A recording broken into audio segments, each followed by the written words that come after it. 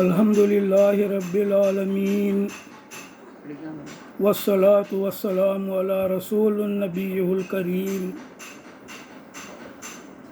ان اللہ وملائکتہ یصلون علی النبی یا ایہا الذین آمنوا صلوا علیہ وسلموا تسلیما اللہم صل علی محمد کما صلیت علی ابراہیم اللہم صلی علی محمد وعلی آل محمد کما صلیت علی ابراہیم وعلی آل ابراہیم انک حمید مجید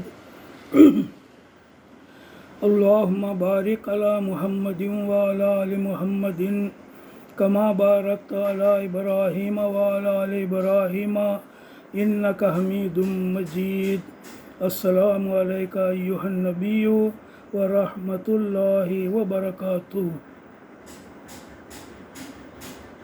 رنج و غم، اندیشے، اعصابی تناؤ، گھبراہٹ میں کیا کریں؟ How to cope with grief, anxiety, stress, tension, worry, اس پر آج بات ہوگی انشاءاللہ۔ اللہ تعالیٰ اپنی کتاب مجید میں فرماتا ہے، سورہ بلد آیت نمبر 4، لَقَدْ خَلَقْنَا الْإِنسَانَ فِي كَبَدٍ، در حقیقت ہم نے انسان کو مشقت میں پیدا کیا ہے۔ یہ ہے آیت اور اس کا ترجمہ، یعنی انسان کے لیے یہ دنیا محنت و مشقت اور سختیاں جھیلنے کی جگہ ہے۔ انسان کے لیے یہ دنیا محنت و مشقت کرنے اور سختیاں جھیلنے کی جگہ ہے۔ ہر انسان کو یہاں مشقت اور سختیاں جھیلنے ہی پڑتی ہیں، اس سے مفر نہیں۔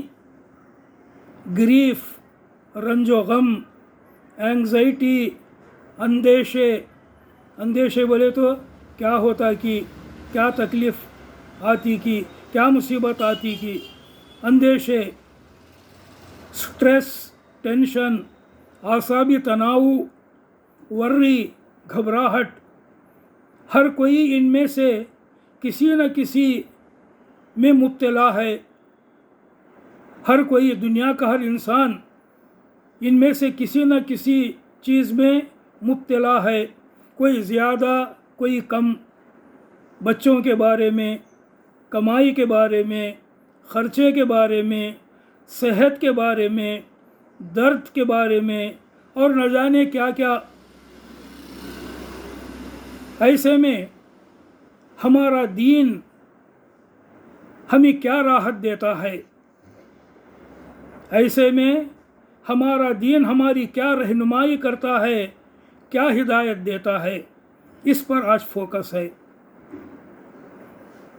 اس سلسلے میں سب سے پہلی بات یہ ہے کہ مکمل راحت، پورا آرام، مکمل چین و اطمینان اور ہمیشہ کی خوشی کی جگہ تو صرف جنت ہے۔ یہ پہلی بات ہے، مکمل راحت، مکمل چین و اطمینان اور ہمیشہ کی خوشی کی جگہ یہ دنیا نہیں بلکہ جنت ہے۔ جنت ہی وہ جگہ ہے جہاں لا خوف علیہم ولا هم یحزنون، نہ کوئی خوف ہوگا اور نہ کوئی رنج و غم، کوئی خوف نہیں، کوئی رنج نہیں، کوئی غم نہیں۔ ایسی جگہ صرف جنت ہوگی۔ جنتی جنت میں پہنچ کر ہی کہیں گے، جیسے قرآن مجید میں آتا ہے، الحمدللہ الذی اذھب عنا الحزن، شکر ہے اللہ کا جس نے ہم سے رنج و غم دور کر دیا۔ یہ جو ہے جنت کی کیفیت ہے۔ جنت میں پہنچ کر جنتی یہ کہیں گے، الحمدللہ الذی اذھب عنا الحزن، شکر ہے اللہ کا جس نے ہم سے رنج و غم دور کر دیا۔ تو یہ پہلی بات ہے۔ مگر اللہ و رسول چاہتے ہیں کہ ہم اس دنیا میں بھی خوش رہیں، اللہ و رسول چاہتے ہیں کہ ہم اس دنیا میں بھی خوش رہیں، رنج و غم میں، اندیشوں میں، اعصابی تناؤ میں، گھبراہٹ میں نہ رہیں۔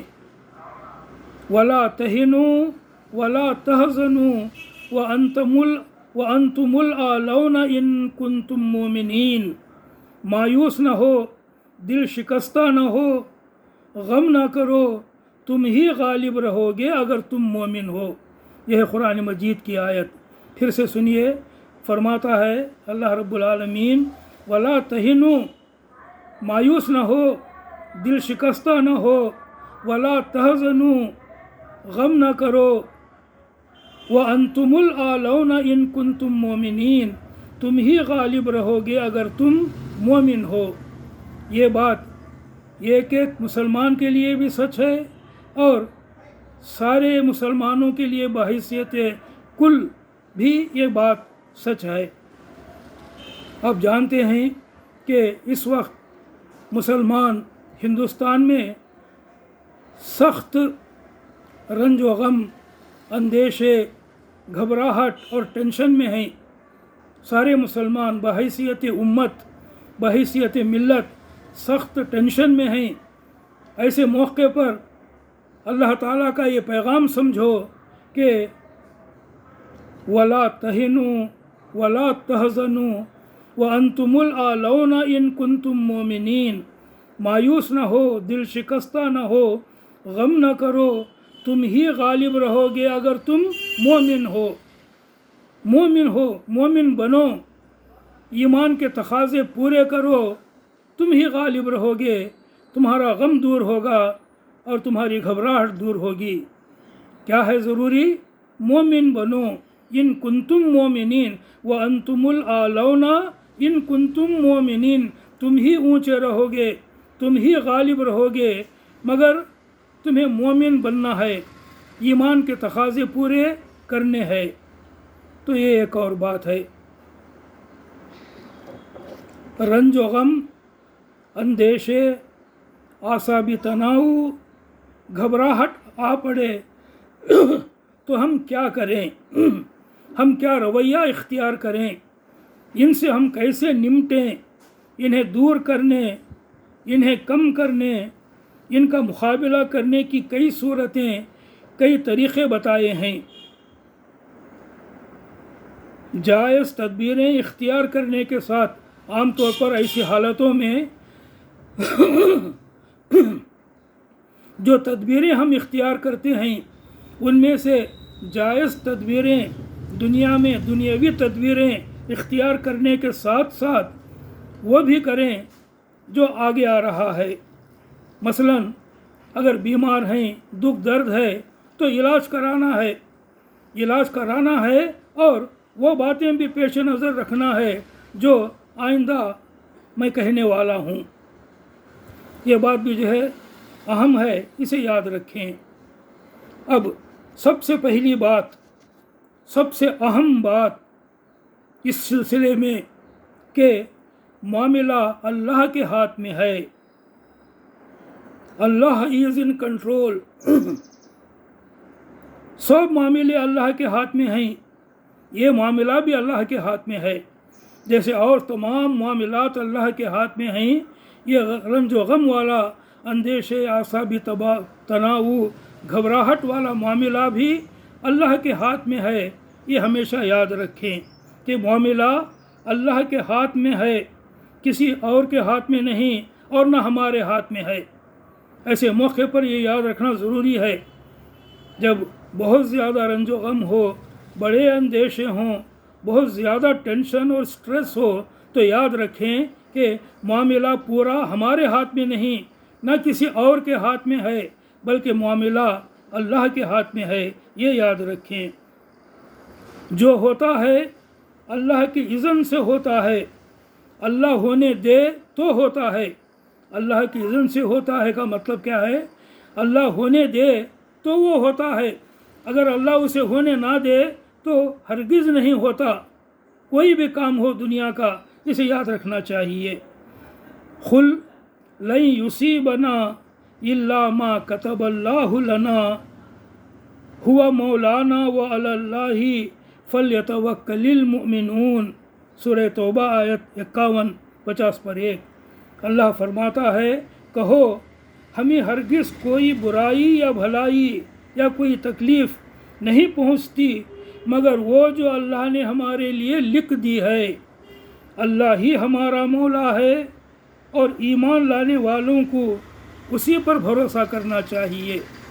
ये एक और गाइडेंस है जो अल्लाह की तरफ से हमारे सामने आता है कि खुल कहो, यानी याद रखो और दिल में जमा लो ये बात के लन युसीबना इल्ला मा कतबल्लाहु लना, हमें वही मुसीबत और तकलीफ़ पहुंचती है जो अल्लाह ने हमारे लिए लिख दी है।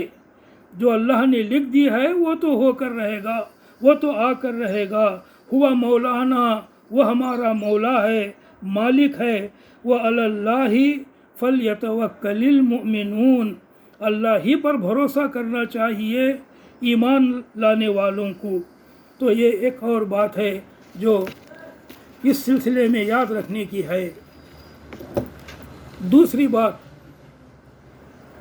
जो तकलीफ़ भी हमें पहुंचती है, जो रंज व गम भी हमें पहुंचता है, जो दुख दर्द भी हमें होता है, उसमें हमारे गुनाहों का कफ़ारा है। ये बात भी याद रखें। जो तकलीफ़ भी हमें पहुंचती है, जो रंज व गम भी हमें पहुंचता है, जो दुख दर्द भी हमें होता है, उसमें हमारे लिए हमारे गुनाहों का कफ़ारा है, हमारे गुनाहों की माफ़ी होती रहती है। हमारी तकलीफ़ की वजह से अल्लाह ताला हमारे गुनाहों को माफ़ करता रहता है। बुखारी और मुस्लिम की एक हदीस है, उसका मफ़हूम है, उसका मतलब है कि एक मुस्लिम को जो मुसीबत भी होती है, उसे जो रंज व गम भी होता है, यहाँ तक कि उसे एक कांटा भी चुभता है तो उसकी वजह से उसके कुछ गुनाह माफ़ हो जाते हैं। अल्लाह के नबी सल्लल्लाहु अलैहि वसल्लम ने ये बात हमें बताई है कि जो मुसीबत भी होती है, जो रंज व गम भी पहुँचता है एक मोमिन को, एक मुस्लिम को, यहाँ तक कि कांटा भी अगर चुभता है जिसकी वजह से उसे कुछ तकलीफ़ होती है, तो उसकी वजह से अल्लाह उसके कुछ गुनाह माफ़ कर देता है। नबी सल्लल्लाहु अलैहि वसल्लम की इस बात में हमारे लिए बड़ी राहत है, बड़ा दिलासा है। इस पर यकीन रखना चाहिए कि तकलीफ़ की वजह से गुनाह माफ़ होते हैं। ये हमारे लिए बड़ी राहत की बात है, इसमें हमारे लिए बड़ा दिलासा है। बुखारी की एक और हदीस में है कि अल्लाह सुब्हानहू व तआला फरमाता है कि जब मैं अपने किसी बंदे को उसकी दो महबूब चीज़ों से महरूम करके, दो महबूब चीज़ें यानी दो आँखें, उसकी आँखों से महरूम करके, उसकी बीनाई सल्ब करके, उसकी दो आँखों से महरूम करके आज़माता हूँ। दो आँखों से महरूम करना एक किस्म की आजमाइश है। इसी तरीके से दूसरी और भी जो भी कमियां हैं, जो भी हैंडीकैप है इंसान के लिए कुदरती तौर पर, वो हैंडीकैप उसके लिए, उसके घर वालों के लिए आजमाइश है। अल्लाह के रसूल फरमाते हैं कि जब मैं अपने किसी बंदे को उसकी दो महबूब चीज़ों से महरूम करके, यानी उसकी दो आँखों से महरूम करके उसे आज़माता हूँ और वो उस पर सब्र करता है, वो उस पर सब्र करता है, तो मैं उनके इवज़ उसे जन्नत अता करता हूँ। इसमें भी बड़ी राहत है, इसमें भी हमारे लिए बड़ा दिलासा है। आँखें ना होना और भी ऐसी दूसरी चीज़ें होना जिसकी वजह से क्या तकलीफ़ होती है, जिनको वो चीज़ नहीं है, नहीं मिली, उनको मालूम, उनके घर वालों को मालूम। और हम भी अगर देखें और गौर करें कि ये चीज़ उसे नहीं है, मुझे दी गई है, कितनी बड़ी नेमत है जो मुझे दी गई है, उसे नहीं दी गई है। अगर हम ऐसा सोचें तो जो है उसकी असल क़द्र कीमत मालूम होती कि जो कुछ हमें दिया गया है, आँखें हैं, कान हैं, सुनने की, बोलने की ताकत है, अक़ल है, समझ है, ये सब चीज़ें कितनी बड़ी चीज़ें हैं। اور کتنی ویلیوبل چیزیں ہیں جو جس کو یہ چیزیں نہیں دی گئیں ان کو دیکھنے سے ہمیں پتہ چلتا ہے. شاید اللہ تعالیٰ اسی لیے وہاں ایسی چیزیں ہمیں دکھاتا ہے، ایسی چیزیں پیدا کرتا ہے. تو حضور صلی اللہ علیہ وسلم فرماتے ہیں جب میں اپنے کسی بندے کو اس کی 2 محبوب چیزوں سے محروم کر کے، یعنی اس کی 2 آنکھوں سے محروم کر کے آزماتا ہوں اور وہ اس پر صبر کرتا ہے، واویلا نہیں کرتا، روتا پیٹتا نہیں، اپنی تقدیر کو کوستا نہیں، اللہ کو کوستا نہیں، بلکہ صبر کرتا ہے. یہ بڑی اہم بات ہے، صبر کرتا ہے تو میں اس کے عوض اسے جنت عطا کرتا ہوں. بخاری کی ایک اور حدیث ہے کہ اللہ تعالیٰ فرماتا ہے کہ جب میں اپنے مومن بندے کی اہل دنیا سے کسی محبوب چیز کو اٹھاتا ہوں، ایک چیز ہے جو مجھے بہت محبوب ہے، مجھے بہت پیاری ہے، وہ اللہ تعالیٰ لے لیا. ہو سکتا ہے وہ میری بیوی ہو سکتا ہے میرا بیٹا ہو سکتا ہے بیٹی ہو سکتا ہے میرا شوہر ہو، یا ہو سکتا ہے میری دوسری جو ہے محبوب چیز ہو، اور بھی کوئی دوسری چیزیں ہوں. تو اللہ تعالیٰ فرماتا ہے کہ جب میں اپنے مومن بندے کی اہل دنیا سے کسی محبوب چیز کو اٹھاتا ہوں اور وہ اس پر صبر کرتا ہے تو اس کی جزا میرے ہاں جنت ہی ہے، اس کی جزا میرے ہاں جنت ہی ہے. یہ بخاری کی حدیث ہے. نبی کریم صلی اللہ علیہ وسلم فرماتے ہیں. تو رنج و غم، تکلیف، مشکل، مصیبت، اس میں یہ باتیں یاد رکھیں تو ان سے ہمیں بڑی راحت ملتی ہے، بڑی راحت ملتی ہے. ایک اور بات، تیسری بات، ایک حدیث کا مفہوم ہے کہ جو کوئی اپنے کسی بھائی کی تکلیف، اس کا دکھ درد دور کرے گا، اللہ تعالیٰ اس کی تکلیف، اس کا دکھ درد دور کرے گا. جو کوئی اپنے کسی بھائی کی تکلیف کو دور کرے گا، اللہ تعالیٰ اس کی دور کرنے والے کی تکلیف کو دور کرے گا. یہ بات اللہ تعالیٰ کے رسول صلی اللہ علیہ وسلم نے ہمیں بتائی ہے. تو جو اپنی تکلیف، اپنا دکھ درد، اپنا ٹینشن دور کرنا چاہے، وہ اپنے کسی بھائی، کسی بہن کی تکلیف دور کرے، اس کا دکھ درد دور کرے. یہ بھی غور کرنے کی بات ہے. ان کا ٹینشن دور کرے. یہ بات ذرا مشکل ہے. اپنی تکلیف میں دوسری کی تکلیف کا خیال نہیں رہتا. جو آدمی خود تکلیف ہے وہ دوسری کی تکلیف کا خیال نہیں کرتا. یہ قدرتی بات ہے. مگر پھر بھی اس بات پر توجہ دے جو اللہ کے رسول صلی اللہ علیہ وسلم نے کہی ہے، اور کوشش کرے تو ایسا کیا جا سکتا ہے کہ جو خود تکلیف میں، ٹینشن میں اور دباؤ میں ہے، وہ اپنے کسی بھائی کی تکلیف دور کرے. بھائی کا مطلب یہاں پر کوئی بھی ہو سکتا ہے، بھائی، بہن، رشتہ دار، محلے والے، اور بھی کوئی دوسرے، جس کی تکلیف بھی وہ دور کر سکتا ہے، اور جتنی بھی دور کر سکتا ہے یا کر سکتی ہے کرنے کی کوشش کرے. یہ اپنی تکلیف کو دور کرنے کا ایک ذریعہ ہے. یہ بات ہمیں اللہ کے رسول صلی اللہ علیہ وسلم نے بتائی ہے کہ جو بھی اپنے کسی بھائی کی تکلیف، اس کا دکھ درد دور کرے گا، اللہ تعالیٰ اس کی تکلیف، اس کا دکھ درد دور کرے گا. ایک اور حدیث کا مفہوم ہے کہ جو کوئی دوسروں کی مدد میں لگا رہے گا، اللہ تعالیٰ اس کی مدد کرتا رہے گا. وہی بات ایک اور پیرائے میں بیان کی گئی ہے کہ جو کوئی دوسروں کی مدد کرتا رہے گا، جب تک کرتا رہے گا، اللہ تعالیٰ اس دور کرنے والی کی تکلیف کو دور کرتا رہے گا.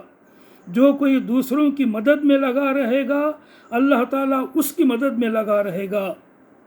یہ بھی ایک بات غور کرنے کی ہے. یہ بھی ایک بات ہے. اپنی تکلیف کو، اپنے اندیشوں کو، اپنی گھبراہٹ کو دور کرنے کے لیے یہ بات بھی یاد رکھنے کی ہے.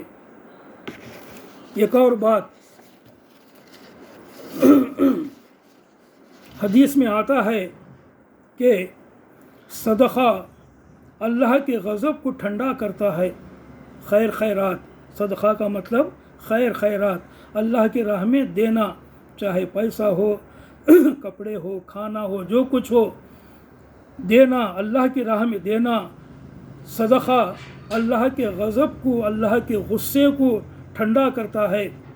اگر ہمارے گناہوں کی وجہ سے یا ہمارے کسی بڑے گناہ کی وجہ سے اللہ تعالی ہم سے ناراض ہو گیا ہے تو ہمارا وہ صدقہ و خیرات کرنا اللہ تعالیٰ کی ناراضی کو، اللہ کے غصے کو دور کر دیتا ہے۔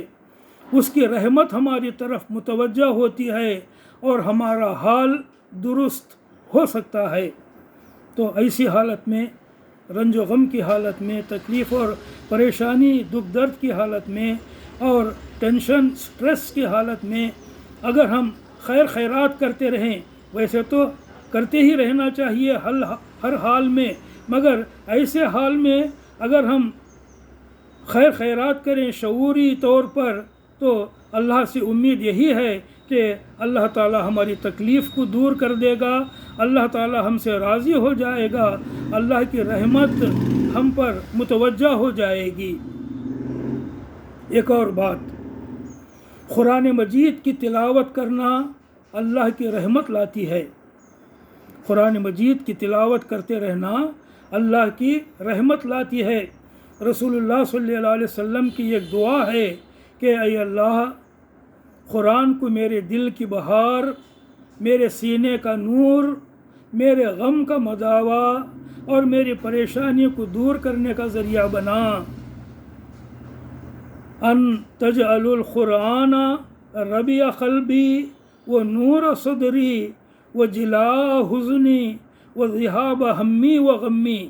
اللہ کے رسول صلی اللہ علیہ وسلم کی یہ دعا ہے، دیکھیے کتنی اچھی دعا ہے۔ فرماتے ہیں کہ اے اللہ، قرآن کو میرے دل کی بہار بنا، میرے سینے کا نور بنا، میرے غم کا مداوا بنا اور میری پریشانی کو دور کرنے کا ذریعہ بنا۔ یعنی میں جو قرآن پڑھوں اور میں قرآن کی تلاوت کروں تو اس کی وجہ سے مجھے یہ عطا فرما۔ ہمیں تو اگر قرآن پڑھیں، روزانہ کچھ نہ کچھ قرآن پڑھنا اپنا معمول بنا لیں تو رنج و غم کی حالت میں قرآن اگر ہم پڑھیں تو راحت پائیں گے، انشاءاللہ راحت پائیں گے۔ جو صورتیں بھی ہمیں یاد ہیں، چھوٹی چھوٹے صورتیں ہوں، وہ بھی قرآن ہی ہے، وہ بھی قرآن پڑھنا ہے اور اس سے بھی راحت ملتی ہے۔ اگر قرآن کھول کر قرآن جو ہے دیکھ کر پڑھیں تو وہ بھی قرآن پڑھنا ہے اور وہ بھی جو ہے راحت دینے والی چیز ہے۔ تو رنج و غم کی حالت میں قرآن مجید پڑھنے سے اللہ کی رحمت آ جائے تو ہمارا رنج و غم بھی ہلکا ہو جائے، دور ہو جائے۔ یہ بات بھی ہمیں یاد رکھنے کی ہے۔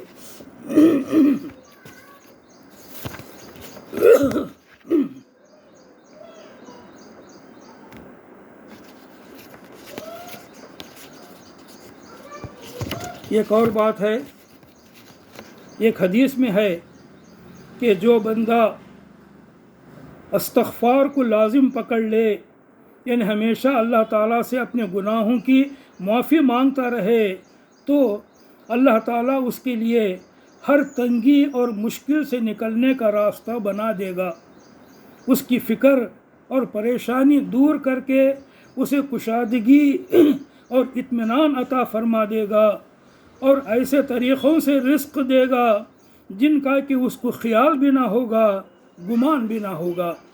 یہ ہے حدیث نبی کریم صلی اللہ علیہ وسلم کی کہ استغفار کرنے والا، استغفار کے معنی اپنے گناہوں کی اللہ سے معافی مانگتے رہنا۔ استغفر اللہ، اے اللہ میرے گناہوں کو معاف کر دے، یہ مطلب ہے اس کا۔ استغفر اللہ کہنا ہی استغفار ہے۔ تو جو کوئی استغفار کرتا رہے گا اللہ تعالیٰ اس کے لیے تنگی اور مشکل سے نکلنے کا راستہ بنا دے گا۔ استغفار کرنے والے کو اللہ تعالیٰ اس کی فکر اور پریشانی دور کرے گا۔ اسے کشادگی اور اطمینان عطا فرمائے گا، ایسے طریقوں سے اسے رزق دے گا جس کا اس کو گمان بھی نہ ہو، خیال بھی نہ ہو۔ اللہ تعالیٰ استغفار کرنے کا یہ اجر دے گا، یہ ہے استغفار کی برکت۔ قرآن مجید میں بھی ہے وَمَا كَانَ اللَّهُ مُعَذِّبَهُمْ وَهُمْ يَسْتَغْفِرُونَ، سورہ انفال آیت 33۔ اور اللہ انہیں عذاب دینے والا نہیں، اور اللہ انہیں تکلیف دینے والا نہیں جب کہ وہ استغفار کر رہے ہوں۔ استغفار کی یہ بھی ایک برکت ہے کہ استغفار کے ذریعے تکلیف دور ہوتی ہے، راحت پہنچتا ہے۔ وَمَا كَانَ اللَّهُ مُعَذِّبَهُمْ وَهُمْ يَسْتَغْفِرُونَ، اور اللہ انہیں عذاب دینے والا نہیں ہے جب کہ وہ استغفار کر رہے ہوں۔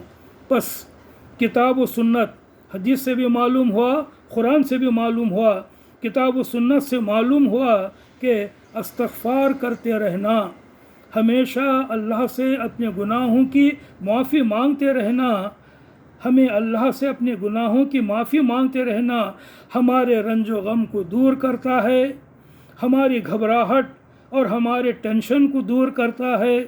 جب بھی استغفر اللہ کہیں، اس کے معنی جان کر کہیں کہ استغفر اللہ کے معنی ہیں اے اللہ میں اپنے گناہوں کی معافی چاہتا ہوں یا چاہتی ہوں۔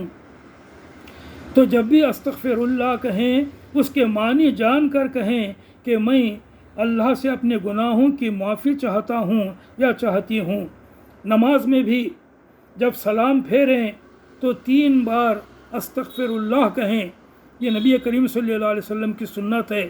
آپ صلی اللہ علیہ وسلم جب بھی نماز سے سلام پھیرتے، نماز ختم کرتے، سلام پھیر کر تو 3 مرتبہ استغفر اللہ، استغفر اللہ، استغفر اللہ کہتے، آہستہ سے کہنا، سمجھ کر کہنا اور شعوری طور پر حضور خلق کے ساتھ اپنے دل کو حاضر رکھ کر کہنا کہ اے اللہ میرے گناہوں کو معاف کر دے۔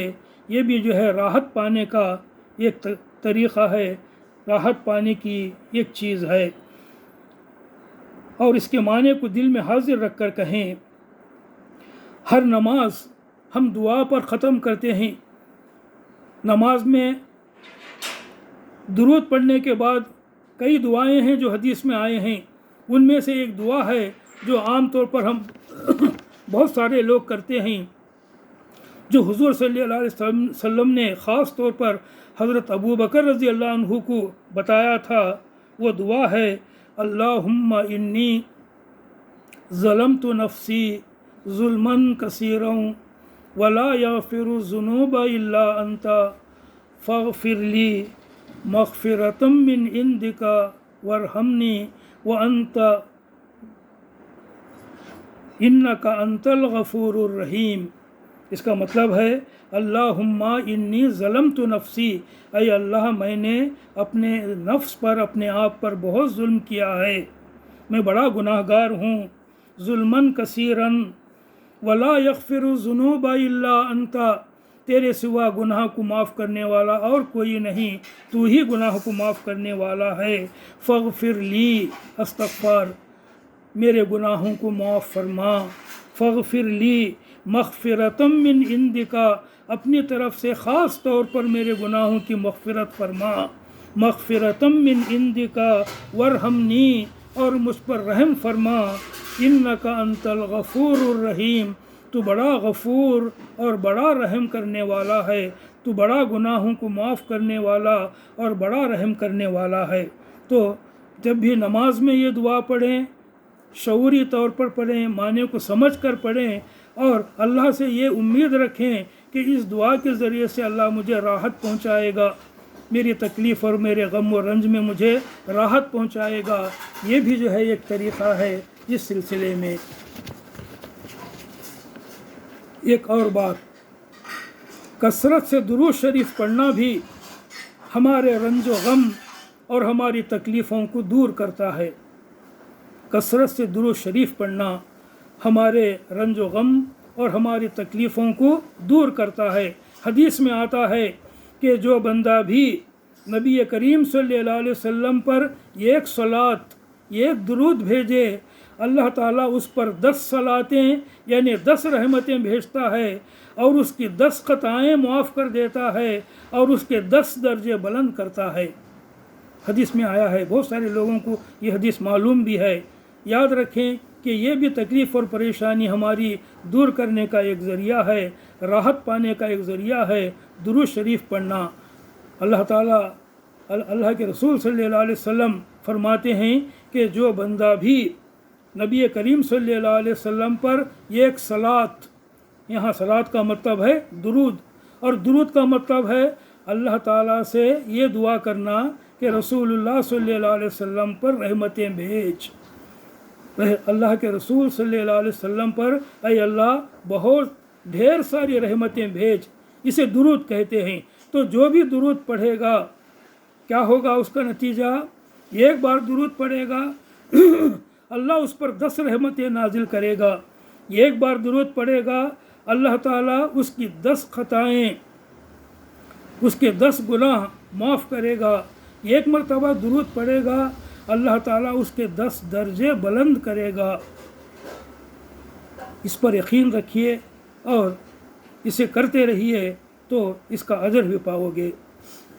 جب ہم تکلیف میں ہوں، ٹینشن اور سٹریس ہو، پریشانی اور گھبراہٹ ہو، ایسے میں اللہ کی طرف سے رحمتیں ملیں درود کی وجہ سے، خطائیں معاف ہوں درود کی وجہ سے، تو امید یہی ہے کہ ہماری تکلیف بھی دور ہوگی یا کم ہوگی۔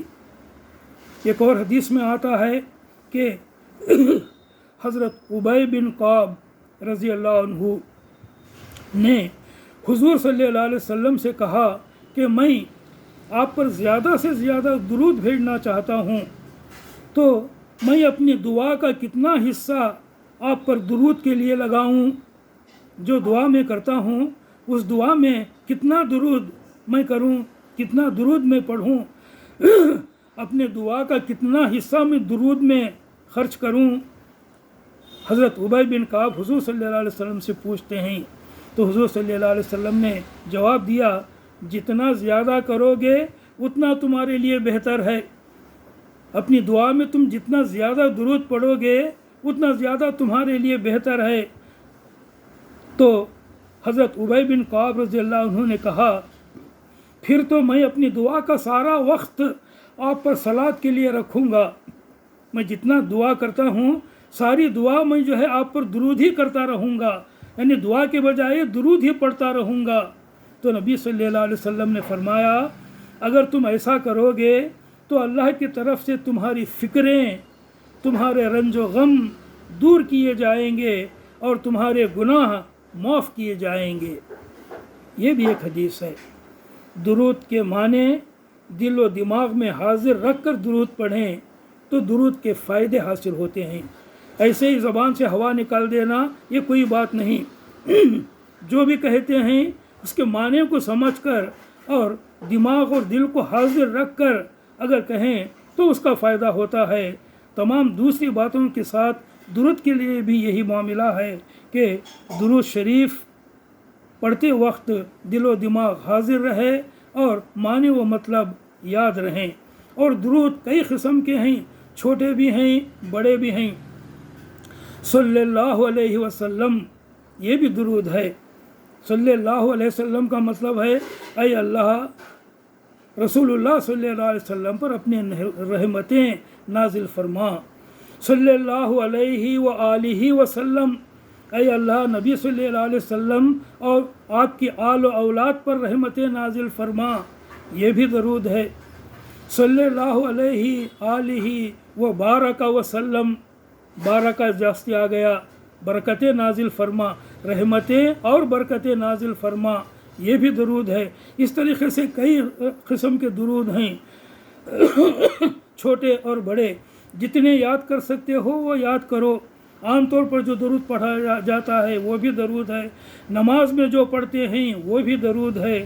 تو بہرحال درود شریف پڑھنا، درود پڑھنا یہ بھی ہماری تکلیفوں اور ہماری پریشانیوں کو دور کرنے کا ایک ذریعہ ہے، ایک کارگر طریقہ ہے۔ آج کی آخری بات، دعا۔ اللہ تعالیٰ سے دعا کرتے رہیں کہ وہ ہمارے رنج و غم کو دور کر دے، ہمارے دکھ درد کو دور کر دے، ہمیں صحت و تندرستی عطا فرمائے، ہمارے سٹریس، ہمارے ٹینشن اور ہماری گھبراہٹ کو دور کر کے ہمیں طمانینت، سکینت عطا فرمائے اور ہم پر اپنا اطمینان نازل فرمائے، بلاؤں سے، ملامتوں سے، شیطانی وسوسوں سے ہماری حفاظت فرمائے۔ اس قسم کی دعائیں کرتے رہیں۔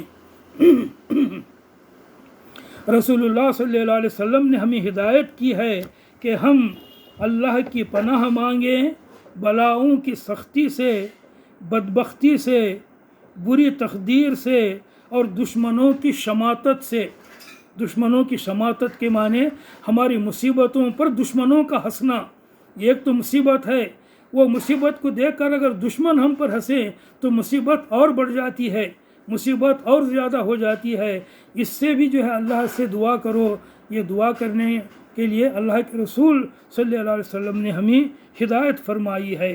پھر ایک مرتبہ سنیے کہ رسول اللہ صلی اللہ علیہ وسلم نے ہمیں ہدایت کی ہے کہ ہم اللہ کی پناہ مانگیں، ہم اللہ کی پناہ مانگیں بلاؤں کی سختی سے، بدبختی سے، بری تقدیر سے اور دشمنوں کی شماتت سے۔ اس بارے میں آپ صلی اللہ علیہ وسلم کیا کیا دعائیں مانگتے تھے وہ حدیث کی کتابوں میں آئی ہیں۔ مثلا ایک دعا ہے آپ صلی اللہ علیہ وسلم کی، اللہم انی اعوذ بک من الہم والحزن، اے اللہ فکر اور غم سے میں تیری پناہ چاہتا ہوں۔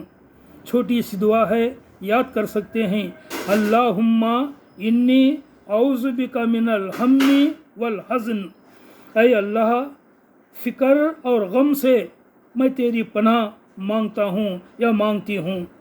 ایک اور دعا ہے حضور صلی اللہ علیہ وسلم کی، اللہم انی اعوذ بک من زوال نعمتک وتحول عافیتک وفجاءت نقمتک وجمیع سخطک، اے اللہ، اے میرے اللہ، میں تیری پناہ چاہتا ہوں تیری نعمتوں کے زائل ہو جانے سے۔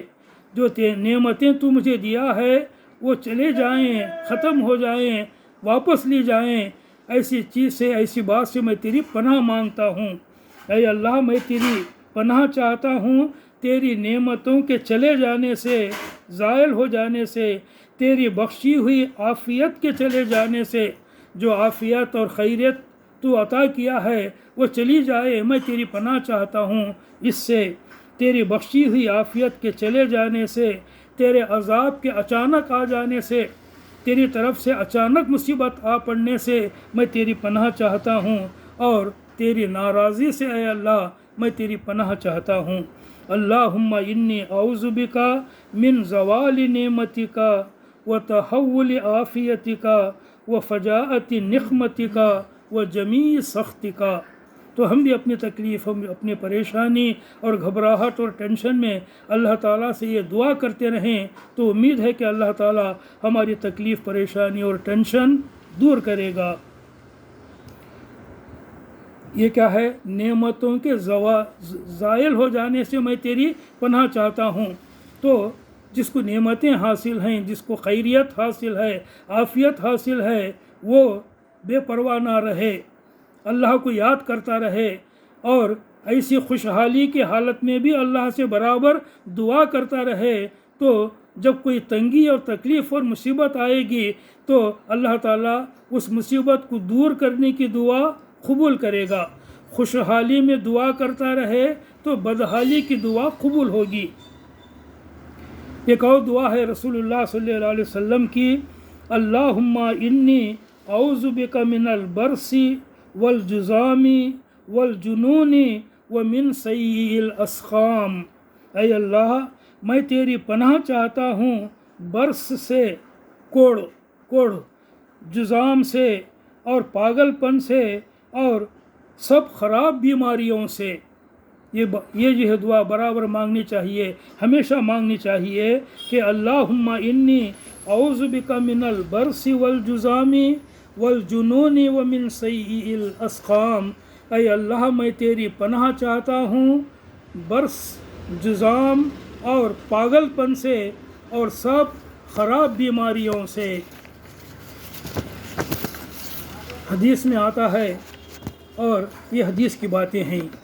तो इस तरह हम अपने रंज व गम को दूर कर सकते हैं, कम कर सकते हैं, राहत, चैन और सुकून पा सकते हैं इन बातों पर अमल करके जो अभी बयान की गई हैं। मैंने 8 बातें बयान की हैं, फिर दोबारा जो है मुख्तसर तौर पर उन्हें दोहराता हूँ। पहली बात कि मामला अल्लाह के इख्तियार में है, अल्लाह इज़ इन कंट्रोल, हमारे हाथ में नहीं, ना किसी और के हाथ में है, लिहाजा अल्लाह ही से रुजू होना चाहिए इस मामले में भी। दूसरी बात, हमारे रंज व गम से हमारे गुनाह माफ़ होते हैं। तीसरी बात, दूसरों के रंज व गम दूर करके हम अपने रंज व गम दूर या कम कर सकते हैं। चौथी बात, सदक़ा व खैरात करते रहना हमारी तकलीफ़ों को दूर कर देता है। सदक़ा व खैरात करते रहना हमारी तकलीफ़ों को दूर करता है। 5, रंज व गम में कुरान मजीद पढ़ने से हमें राहत मिलती है। 6, अल्लाह ताला से अपने गुनाहों की माफ़ी मांगते रहना, इस्तग़फ़ार करते रहना, उससे हमारी मुश्किलात आसान हो जाती हैं। 7, दुरूद शरीफ पढ़ते रहना भी हमारे रंज व गम को दूर कर देता है। 8, अल्लाह ताला से दुआ करते रहना चाहिए कि वह हमारे रंज व गम, हमारे अंदेशे, हमारे टेंशन और हमारे दुख दर्द को दूर कर दे। रंज व गम, दुख दर्द दूर करने के लिए जो जायज़ दुनियावी तदबीरें हैं वो करते हुए ये भी करें। अगर अल्लाह ताला हमें रंज व गम से महफूज रखा है तो भी इन बातों का एहतिमाम करें, दिल में यह ख्याल रखते हुए कि अल्लाह ताला हमारे इत्मीनान और हमारी खैरियत को बहाल रखेगा, जारी रखेगा। तो ये है आज की बात। व आखिरु दावाना अनिल हम्दुलिल्लाहि रब्बिल आलमीन।